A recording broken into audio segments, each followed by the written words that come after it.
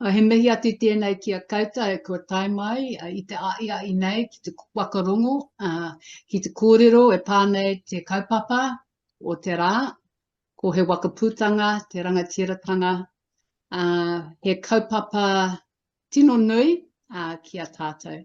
So welcome everybody to our kōrero this afternoon about he wakaputanga o te rangatiratanga o Nutirini, also known as the Declaration of Independence. Ko Ngāti Mutunga, te tino iwi, so my iwi, my tribal affiliations are primarily to Ngāti Mutunga, but I also have links to Ngāti Tōrangatira, Ngai Tahu and Atiawa ki Wakarongotai. My name's Di Grinnell and it's my pleasure to be our chair for this session. I'm going to start us with the karakia that will enable us to think about the legacy of our tupuna. Then we're going to talk for a minute or two about some housekeeping and expectations for our session. Then I'll outline and we'll be handing over to our speakers of the day. So we're really privileged to have Professor Margaret Mutu and Witi Ashby with us today to talk about this important kaupapa. Ko te mea tuatai, he karakia. E tau nei, ki runga I a tātou katoa, te wairua o ngā mātua tūpuna. Nā rātou I wakatākoto ara, he hikoe ngā mā tātou ngā uri. I wakatōkia o tātou ngākau ki ngā tikanga, he ara tākina I a tātou. Kia ngākau nui ki te hāpai I a tātou mai katoa, I roto I te pono, I te tika, I te maramatanga me te aroha anō o tete I ki tetangi. Ko I ara e rongo, waka erea ake ki runga, kia tīna, tīna. Hui e tai ki ere. So we acknowledge the influence of our tupuna, of our ancestors who have brought us together for this conversation. So let's talk for a minute about our expectations of each other and of this session. So just a reminder for those of you who have joined us before and indeed for those who haven't, about our community code and our tikanga, or our ways of behaving and engaging with each other, tell us that respect, generosity, confidentiality, owning our own experience and making space for each other are important as we approach this kōrero. It's also important for us to acknowledge that we will have all gained kōrero and insights from different places.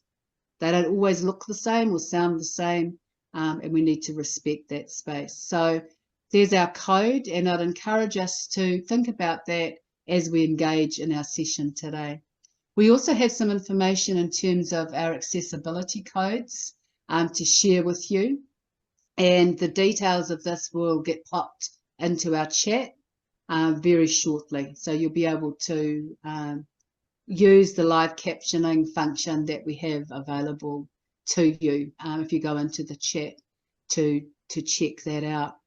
In terms of the structure of our session today, we've got a session that's described as fireside chat, and we have two speakers.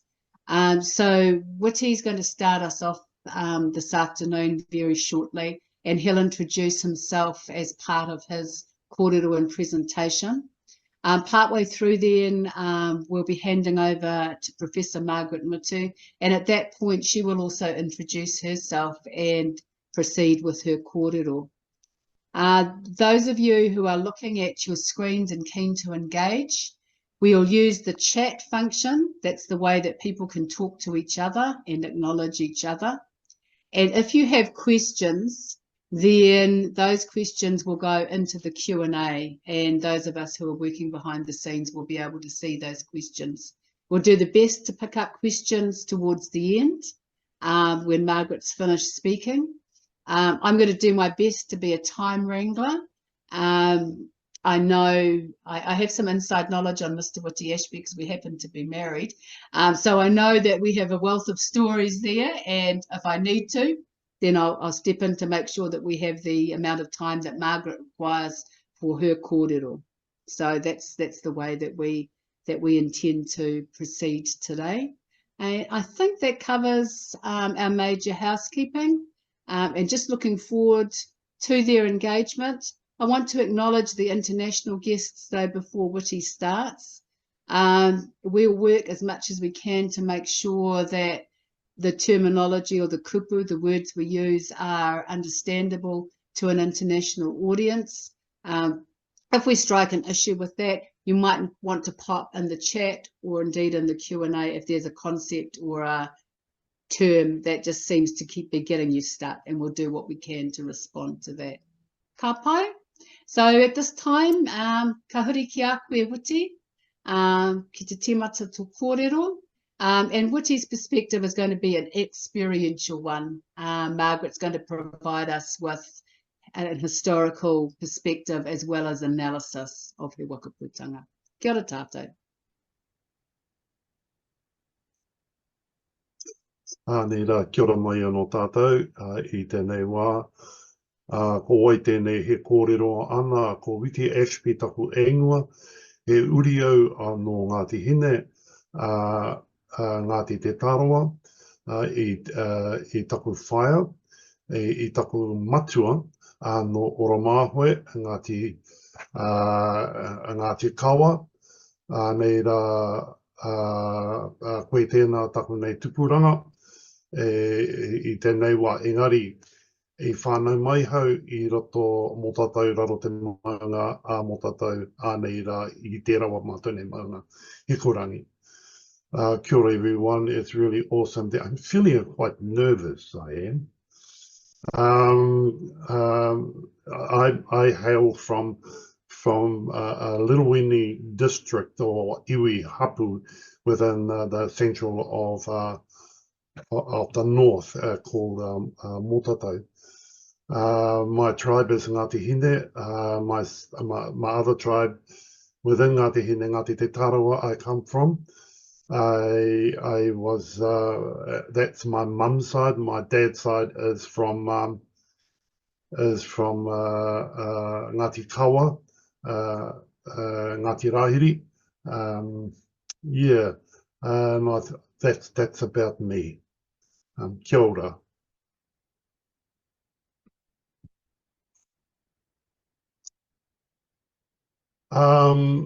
For me, I just wanted to talk about these two living documents, more to the Wakaputanga. I think there's a saying in Ngāpuhi is that the Wakaputanga is the elder or the tuakana, and the tiriti is actually the younger of the two. And it follows, Wakaputanga sets the foundation for us. Our tupuna declared our tikanga as law. We have never lost sight of this. They said that within the 10 years of signing the Wakaputanga, there was one of the rangatira who signed it, Pumuka. He actually died in Pororarika, and that was the beginning of the Northern Wars. And I always think about the foundation that he laid, Pumuka, and especially the legacy that's carried on with his whānau from Te Roroa. I grew up with and having experienced throughout my lifetime kōrero about the corruption by the Crown and the settlers, of course, of the land confiscations, illegal imprisonment, Shanki legislation, and I grew up with those kōrero from my tupuna, and actually passed on our resistance as well. In my own small way, I have done what I could do. I marched, occupied, protested, and made submission. Kia ora.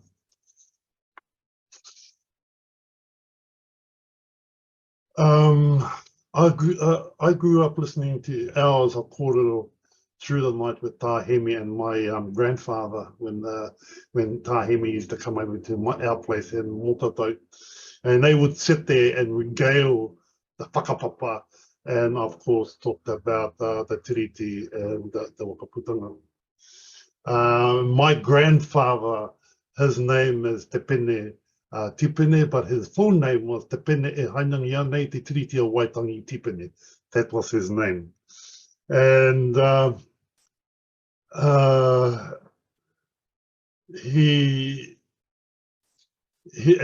and that's the obligations that we have to him, to carry that.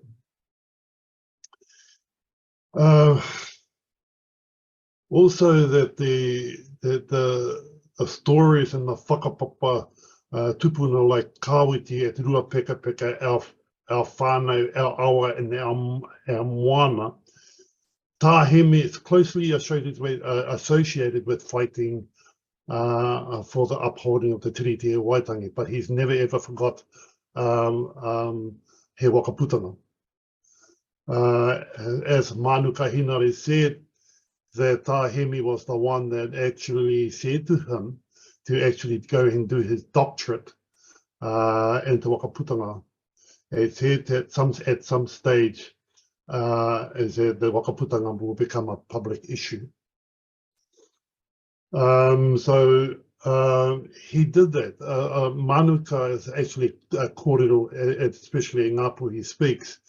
You can see his kōrero right throughout, an inspiring kōrero right throughout the wakaputanga. And I think to myself that he was one of those ones that actually said to the Waitangi Tribunal, we did not cede our sovereignty. And of course, to my uncle, my great uncle, Tahimi, exercised his tino rangatiratanga that came from mana i te whenua. Kia ora. And I think one of those other things that he did was he set a pou within Opo Marina about about Ngahiringa Waka. It was there at that stage. I like to actually talk about my good mentor and Nuki Aldridge, and saying that his opening statement at the Waitangi Tribunal hearing, he who fails to assert his right has none. I kind of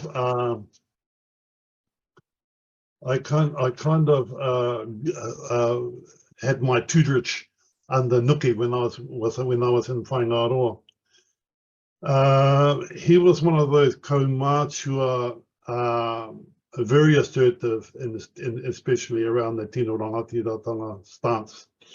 He was the leader, I think, at that particular stage of the kaumātua rōpū throughout the Tai Tokerau, and especially around the teachings and the stories around the wakaputanga, and that was him. And actually, I feel that he was one of the very few that actually kept alive the wakaputanga kōrero, which his family have shaped. He dropped down to his families, which they are shaping and doing that kōrero on his behalf. He's one of the quite of the interesting kōrero he did. It was at the Waitangi Tribunal, and that was the burning of the Boyd. And a lot of that history from the burning of the Boyd actually came from a Pākehā perspective and historians. And one of the things he used to tell me this stuff when he captures me. And one of the things he said is that the truth lies with our iwi. And the burning of the Boyd and Te Pahi was one of those that he loved telling me about Te Pahi, and how Pahi used to go from Australia and to negotiate with the British thing of New South Wales. And he said, see, that's what he said, see, that's what we used to do. We used to travel the world. And, you know, and he was very excited about, and actually it turned, as I said before, it turned the history, what the English Pākehā authors talked about the burning of the boy. This gives me another perspective about Nuki. And that's one thing I loved about him. I think with Nuki, he never wavered in his stance around the Whakaputanga. And every time I used to pop around to his place just to say hello, he was there. He was actually teaching his mokopuna, whether he was teaching people within his rohe about the Whakaputanga. Ngā ki te mihi atu nei ki aia.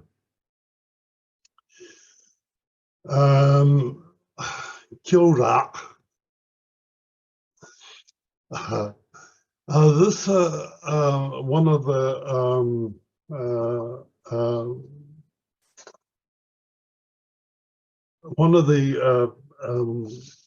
wahine, when we did the occupation of Morena in 1999, we had to get all our kaumātua queer together, and this is all done by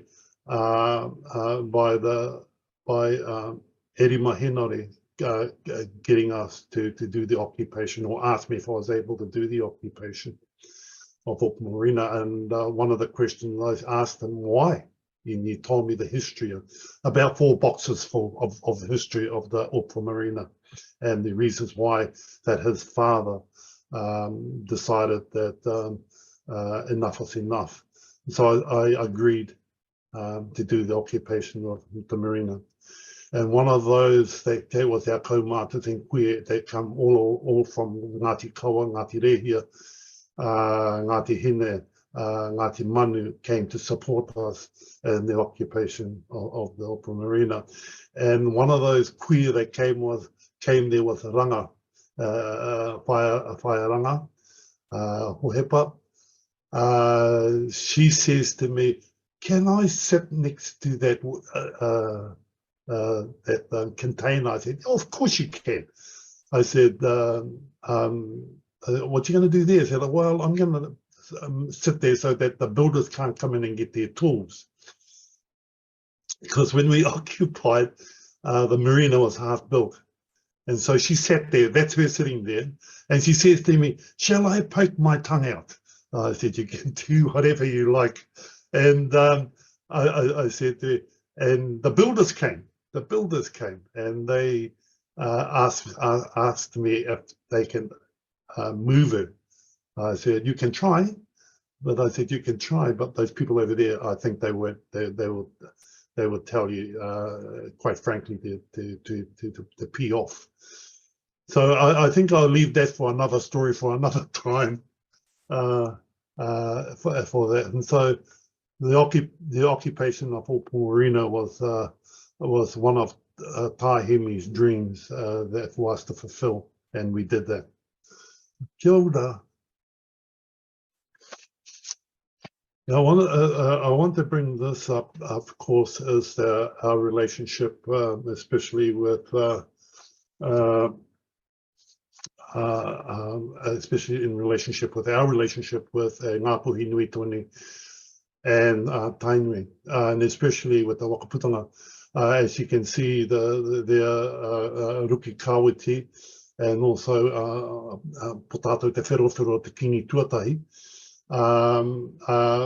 They at the end of the day, they were good friends, and they both signed the Whakaputanga. And also their sons, Tāwhio, and also Maihe. Maihe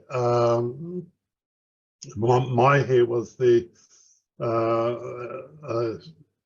and Tāwhio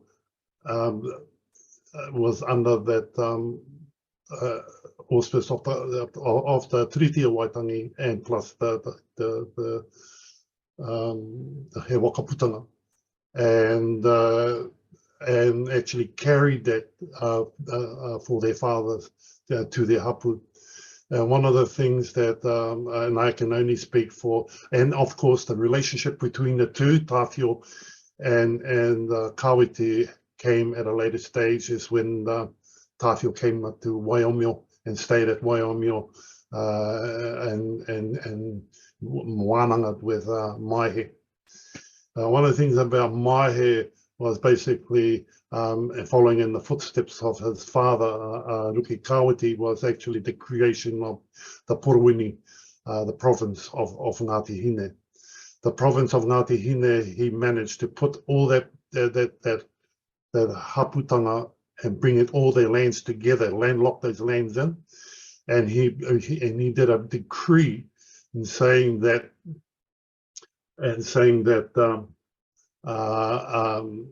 that the lands would not be sold and only be gifted to whānau within Ngāti Hine, and that's what he did. If any lands were to be sold or such, the people would be banished from Ngāti Hine, and so he brought that under the guidance of the He Wakaputanga.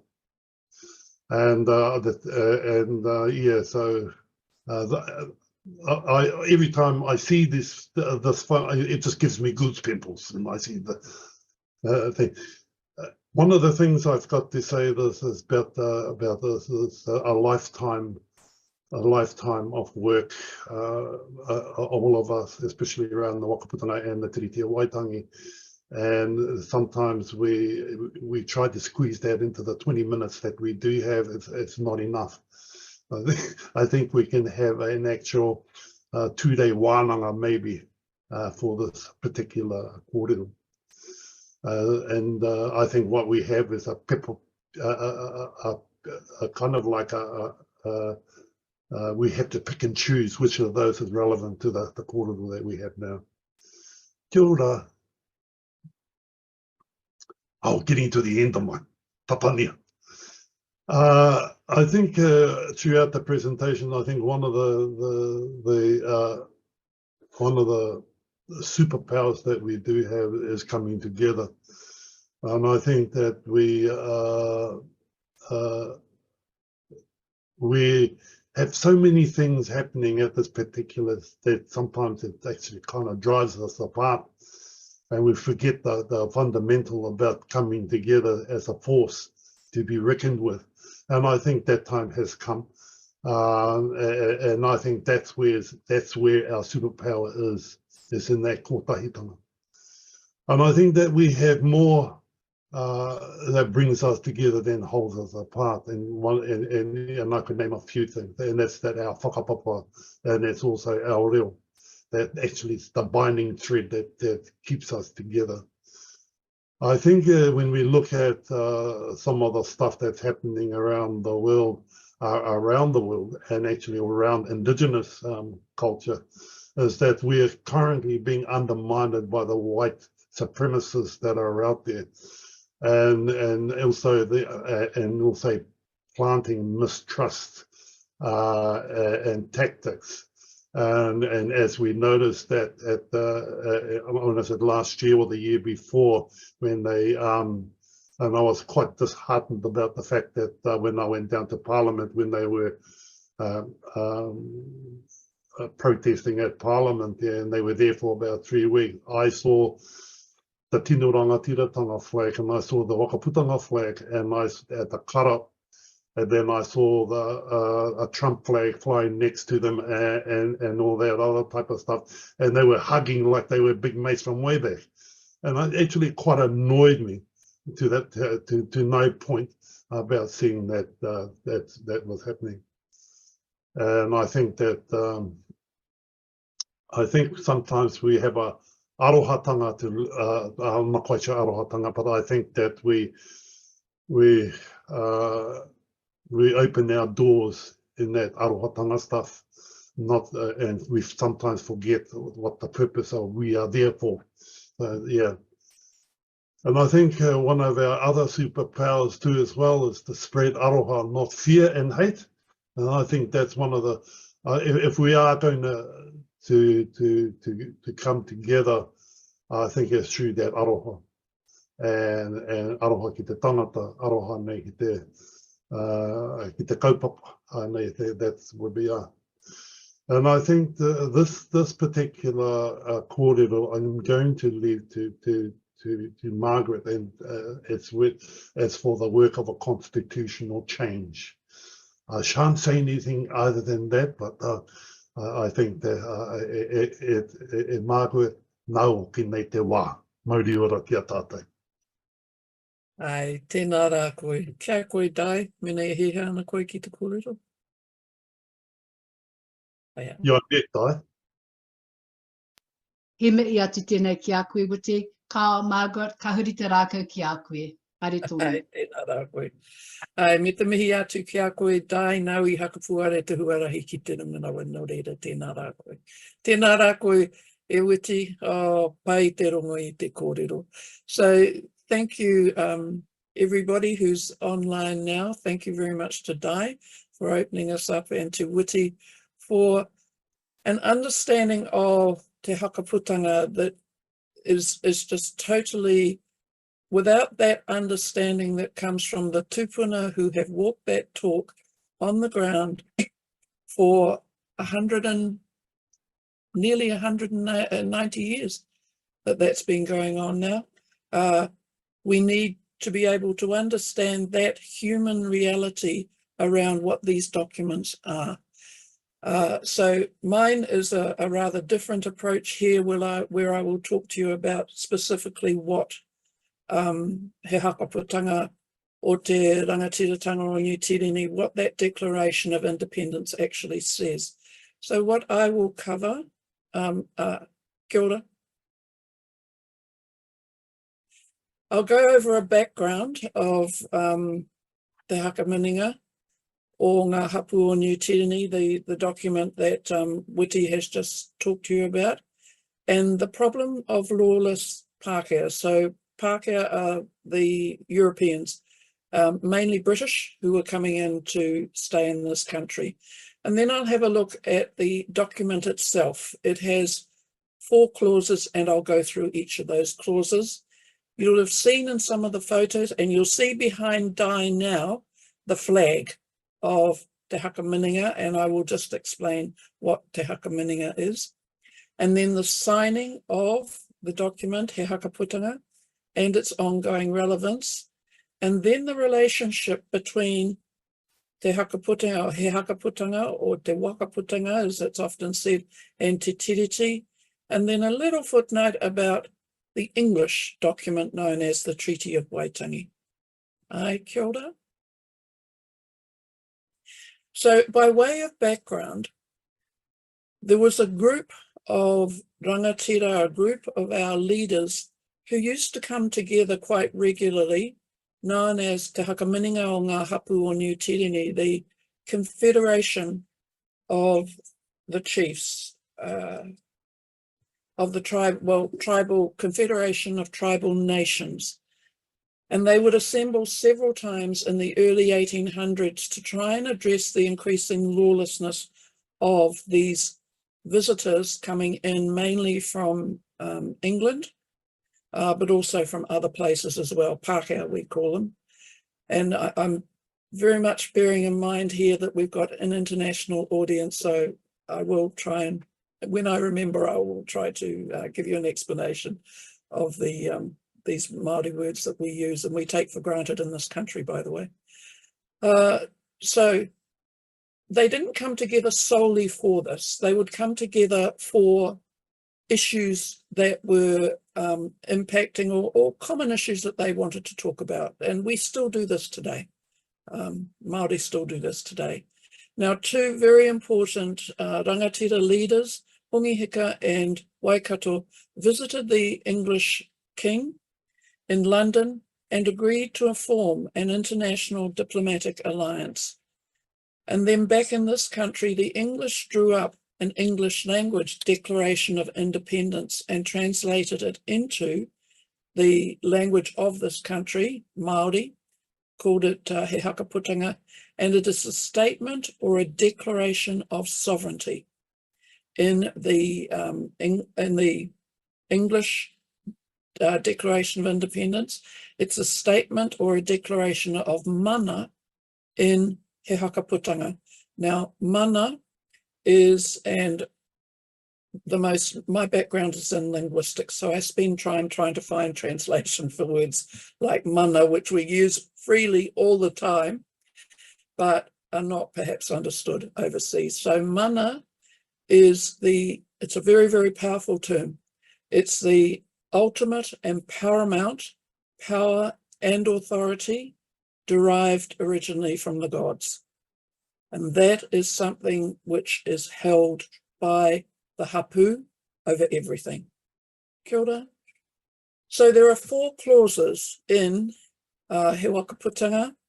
And the first one is, we, the tino rangatira, in other words, the paramount leaders, declare that the ultimate and paramount power and authority. Now, this is also expressed as rangatiratanga, and rangatiratanga is the exercise of mana. So we have that over our own lands, and the existence of this group of leaders, of our leaders, Te Hakamininga o ngā hapu o New Tirini, the Confederation of the Tribal Nations of New Zealand. So that's what clause 1 had to say. And then, next slide. And then clause 2 defines this thing called kingitanga. Now, kingitanga is a word borrowed out of English from the word king, and with kingitanga, so it's made into a Māori word, and that's defined as sovereignty.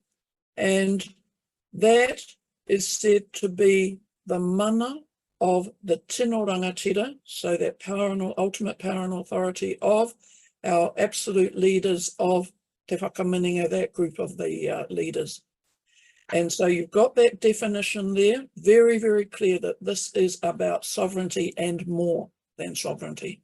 And it declares that that mana, that ultimate power and authority, resides with our leaders, our tino rangatira, and that we will never give any lawmaking power to anyone else for the lands over which we hold authority. Very, very clear.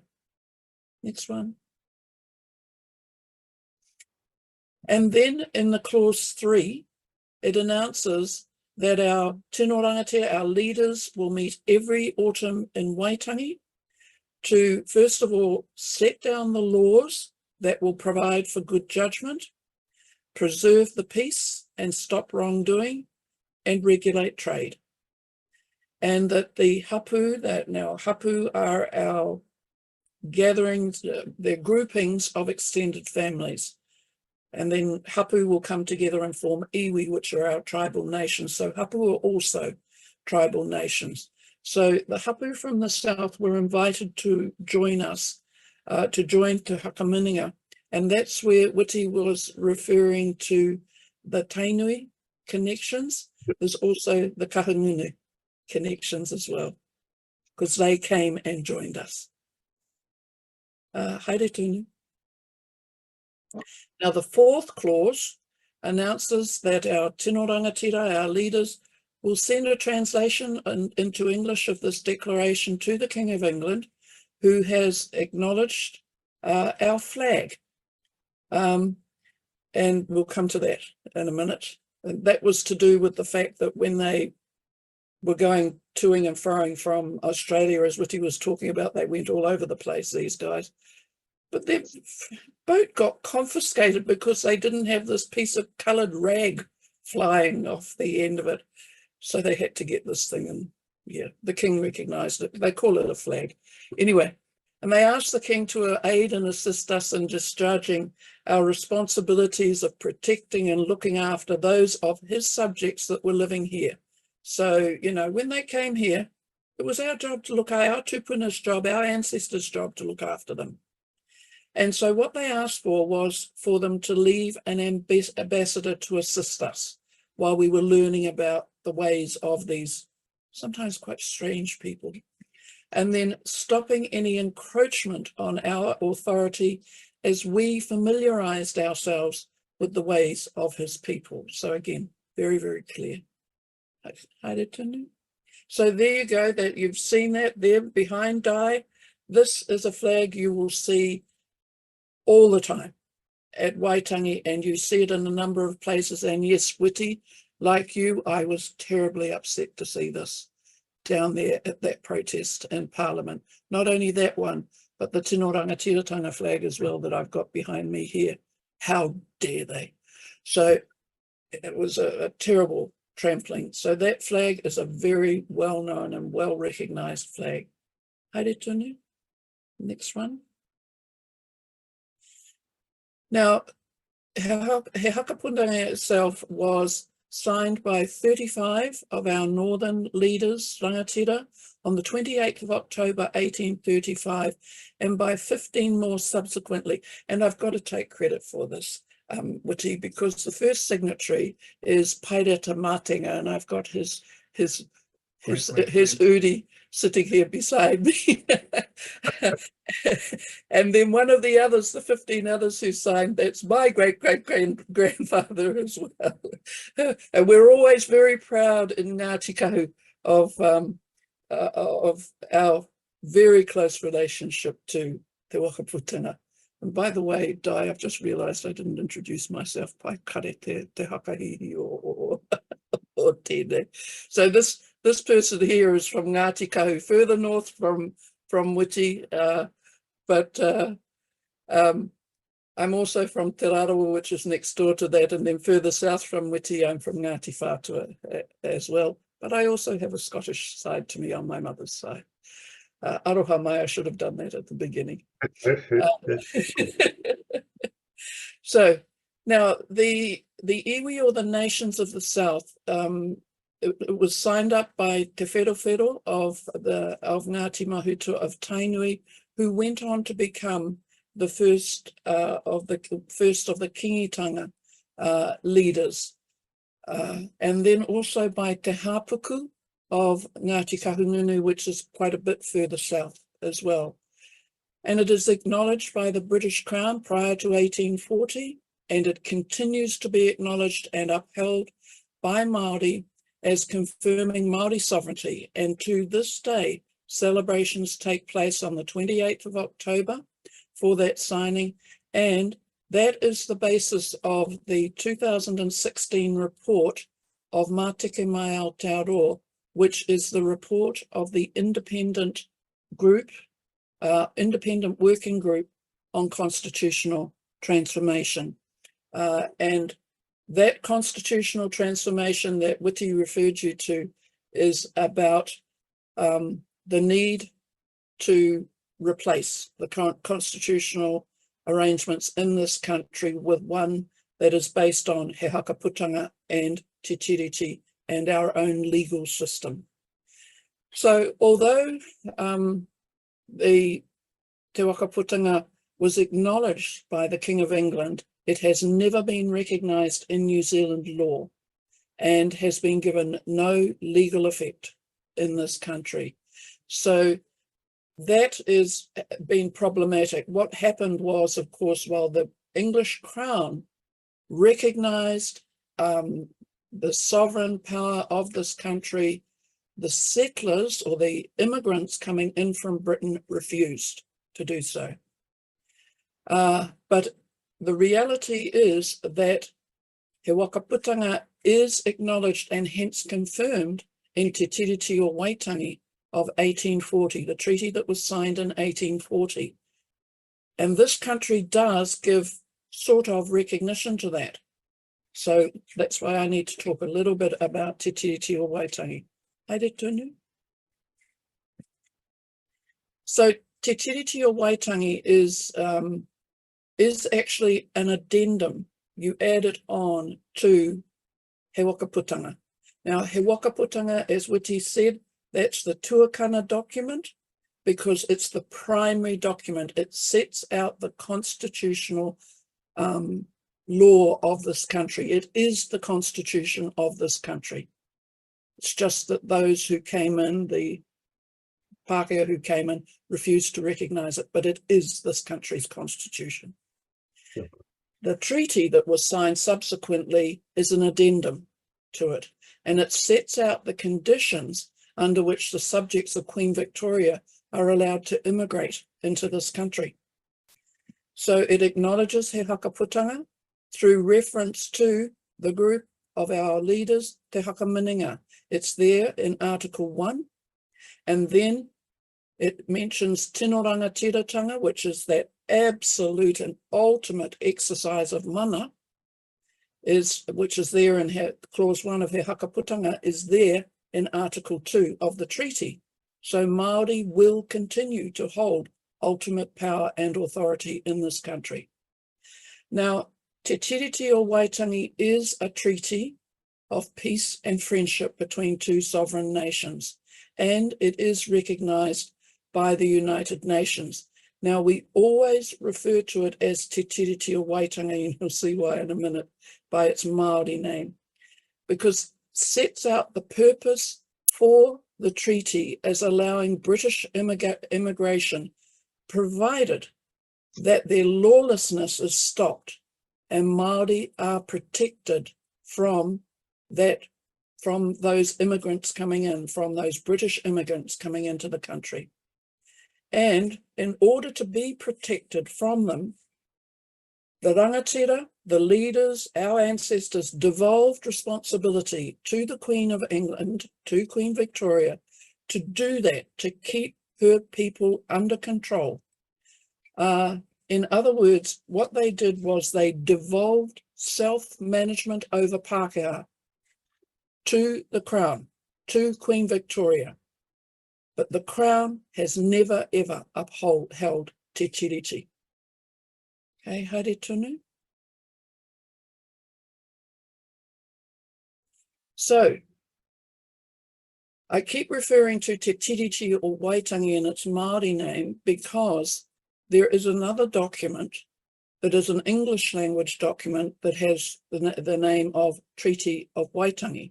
So Te Tiriti o Waitangi, for those overseas, is just a Māori, a borrowing into Māori of the Treaty of Waitangi. Okay. So the English language Treaty of Waitangi was the person who was sent out as the representative of Queen Victoria was this guy called Hobson, and it was his wish list that he wanted included in there that our people, our ancestors, would cede our sovereignty to the Queen of England. That was his wish. It was also the wish of some of those Pākehā, those ones who'd come from Britain. It was their wish as well. They wanted to take over the country. However, our rangatira, our leaders, our ancestors did not agree into giving up their mana, which is actually greater than sovereignty, to anyone, including the Queen of England. And looking at it from a purely human point of view, it's humanly impossible. You do not give away all of what you are, your power, your authority, how you live your lives. It's something that human beings do not do. So it's humanly impossible, and then logically absurd, because you just need to think of the practical realities of this country at that time. There were hundreds of thousands of Māori in this country. In 1840, there were at most 2,000 of these people who had come from overseas. Why on earth would our people even think of handing over everything that we are, control of everything, over to somebody who lived in England that we had never even met, who was supposedly in charge of these people who were very badly behaved? Why would we do that? And the simple answer is we wouldn't. And so logically absurd, humanly impossible. And yet these settlers tried to argue that that is what we'd done. And so the fact that we wouldn't even do it meant that it was never included in the treaty itself, in the Māori language document. As much as Hobson would have liked it to have been included, it wasn't. But it was not removed from the English language draft, and this is where you get dishonesty and trickery coming in. However, that English document has no standing. It was just a draft. The document that was discussed, was read out, was discussed, was agreed to, and was signed was the Māori language one, Te Tiriti o Waitangi. So the Treaty of Waitangi, the English document, is not the treaty that was agreed to. The Waitangi Tribunal confirmed in 2014, so for those of you overseas, the Waitangi Tribunal investigates any breaches. It's a commission of inquiry that investigates and breaches into the Te Tiriti. So they confirmed that we had never ceded sovereignty in 1840. So where no, I think that's my kōrero, isn't it, Dai? Oh no, conclusion. Oh, so what do we have to say here? He Hakaputanga o te Rangatiratanga o New Tirini is a declaration that rangatiratanga, the exercise of mana, resides with the tino rangatira of the hapu and will never be given to anyone else. In other words, the sovereignty of New Zealand lies with the leaders of the Māori nations throughout the country. It has never been and never will be relinquished. Te Tiriti o Waitangi is an addendum to He Hakaputanga that allows British immigration on the condition that Queen Victoria uses her, and that authority she was given was called kāwanatanga, that she would use that kāwanatanga mechanism, devolved self-management over Pākehā, to stop the lawlessness of Pākehā and to protect Māori from them. He Hakaputanga and Te Tiriti are the founding constitutional documents of Aotearoa New Zealand, and they are the country's written constitution. Because the Crown ignores and violates them, constitutional transformation is required to rebalance the country on these foundations. So, I think that's the end of my presentation. Tēnā koe, Margaret, I te wakamarama, he pānei, he wakaputanga me te tiriti. Nō reira, he kina ki pēr i te kōrero o te aiai nei. Tihei Māori ora, he ngā iwi o Aotearoa. Kia mana, kia kaha, kia mai. Kia mana, kia kaha, kia mai. So we never relinquish mana because of its divine origin. As much as anything else, it can't be given away. So just acknowledge, Margaret, that really detailed explanation for us all that sets a beautiful foundation. Now, we've got a couple of questions coming through. We've got a little bit of time to check them, and I'm just going to jump back in. We've got a question that I think we'll probably start with. Was He Wakaputanga just for the Ngāpuhi chiefs, or did it cover all chiefs in Aotearoa? I think you've covered this in part, Margaret, but if you'd just like to perhaps touch on that, that would be helpful. So He Wakaputanga was initiated in the Taitokiro at Waitangi. It was first signed at Waitangi, but it was available for all throughout the country. But the ones who did come through from the south, so in the Taitokiro, He Wakaputanga is very, very well known because it was signed by so many in the Taitokiro. We were in the process of getting it from others, but the ones who did come forward were Te Wherohero and Te Hāpuku, who did actually come, and it didn't proceed beyond that. And I think that may have, Witi, had a lot to do with the practical realities of the day, where there was still animosity amongst some of our people. And so, I often wonder if we took He Hakaputanga back out again now, I think you might get a quite different reaction and it would be picked up more. I noticed some statements coming out of some of the iwi, especially around Te Arawa, that actually acknowledge these days, that acknowledge He Hakaputanga. So it's always been available for everyone else. We just never got round to doing it. Yeah. No, I think one of the important things that a lot of the documentations that I have come across is basically there were groups of chiefs around the motu that they actually sat and kōrero. And like you said, Margaret, that's basically just come off the backs of the musket wars and all that. And so, but during that time, I think it was most probably during the 1820s, there was a group of rangatiras, and the last one they met was at the banks of Taupua, where they sat. They had, and this is the Rōpū Whakamenenga group that sat and discussed about the sovereignty, because I think there were quite a few tohunga in that particular group who could see what was happening, what was going to go, and what was going to come. So I think yes, there was a full discussion around the motu. Okay, we've got another few questions coming through about availability of the slides, and those can be copied into the chat. I think our presenters are comfortable with the slides being shared. Ka pai? Yep, ka pai. Yep, ka pai. So those will be available in there. We've got a few other questions coming through. One, I think that you've partially answered already, Margaret, in relation to the status of Pākehā at the time of the signing of He Whakaputanga.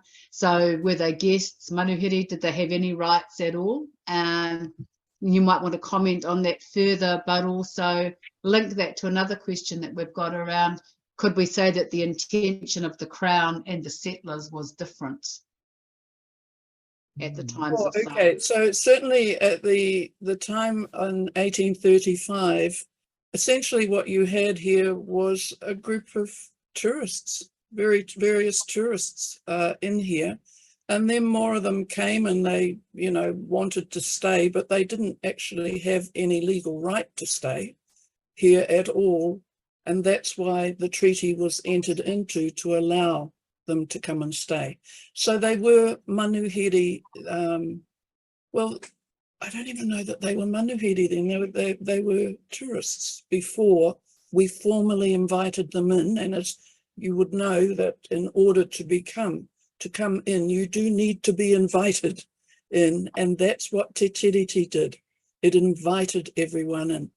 And one of the things I would like to explain about, being manuhiri in this country, under the terms, in accordance with our laws, our laws in the Māori world, our tikanga, our manuhiri are very, very special. Our guests are very, very special, and we have a responsibility to manaaki or look after our guests. And I guess one of the most disappointing things about not adhering to the treaty and dispossessing us of everything that we have, our land, our power, our resources and everything, means that you've deprived us, those who did it to us, have deprived us of our ability to look after our manuhiri. And because you get elevated, your status as a manuhiri is elevated, and we want to look after you, but you won't let us look after you. So the second part to your question, sorry, Di, was? No, I think you brought the two of those together, Margaret. And I'm conscious of our time, but I think this last question actually sits squarely with you also. There's two that are linked together. Where is the legal process standing at the moment, and what steps are in place? How do we achieve the constitutional transformation as envisaged by Mātiki Mai? So it's kind of, where are we at, and how do we get to that constitutional transformation? And you've got about, all of about 2 minutes to put together. I know you can. Hold up. All right. So in Pākehā, there are two legal systems in this country. One is our tikanga, that is our legal system. In the Māori legal system of this country, he Hakaputanga and Te Tiriti are the constitution of this country. In terms of the Pākehā legal system that is very, very dominant in this country, no, they do not recognise he Hakaputanga at all. And most New Zealanders, as a result, don't even know it exists. But there is a sort of recognition of Te Tiriti that this present government is trying to strip away and is trying to say that it doesn't really exist. So the legal situation in the Pākehā world, which does dominate this country, is that essentially these two constitutional documents don't exist. In terms of the constitutional transformation to bring back those two, and I just have to add very quickly in here, you know how you were trained by Nuki?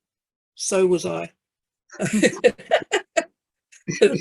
We know this stuff inside out. Anyway, so the constitutional ones, this is a matter of taking the people with you. And so for the last 15 or more years, we have been going out, talking to the people, talking more and more to the people, more and more of them come on board and understand. We're at a point now where you can hold national national meetings of our people, and thousands and thousands of people turn up to it, like they did at Tūranga Waiwai, like they did at Waitangi, like they're going to at the next one, which is on the 31st of May in Heretaunga, where our people will debate it until we're clear about exactly how we're going to do it. People, it is starting to get to a point where we are taking back control of our lives, because we have all come together under this kotahitanga, this unity, and it is the key thing, Witi, aroha. We've got to have this love for each other, to look after each other, whether it's us, Māori or Pākehā or everybody else in this country. We have to look after each other. Sure. And that's what the constitutional transformation aims to do. And I'm out of time, Anda. Kia ora. It is a beautiful kōrero. I think it's a great note for us to finish our kōrero on. There's a couple more questions there, including what should we do next, and also one in relation to signatories and hauraki, which is always of interest to me, but we could pick that up perhaps in a response that goes into our background platform for you, Catherine, in relation to that pātai. Just would like to meet to both Witi and Margaret again for sharing their time and their mātauranga with us, as Witi said, taking lifetimes of kōrero and experience into 20 minutes and then try to change those into slides has its challenges. But we need to have these conversations in as many places as possible, reflecting what Margaret has said, that many New Zealanders don't know anything about this. So in our conclusion, we'd like to acknowledge those who sponsored this Tiriti-based Futures workshop. We would like to be able to think that people are going to enter the other workshops and continue to listen and participate as these become available online. Now, that was Friday the 22nd. Hopefully that's online and we can look back at some of that kōrero from Kei Te Mura o Te Ai that took place on Friday, that big international marathon of kōrero. And I think we need to think about what might our own next personal action be in terms of our own wānau and in terms of our own marae, our own community, if we're tangata tiriti allies, to promote kōrero and understanding of He Whakaputanga and the relationship between that and Te Tiriti. So thank you to those of you who've joined us today, and of course to Witi and Margaret. Mauri ora kia tātou katoa. He karakia Whakamutanga. This very short karakia asks that the knowledge and what we have gained be grounded and find substance, ongoing substance within us. Whakamaua ngā kōrero o te wānanga. Kia rangi, kia papa, kia tāne, kia rongo. Whakamaua te tumu o te māramatanga. Kia tīna, tīna. Haumie, uie, tai. Yeah. Kia ora whānau. Mauri ora. Mauri ora.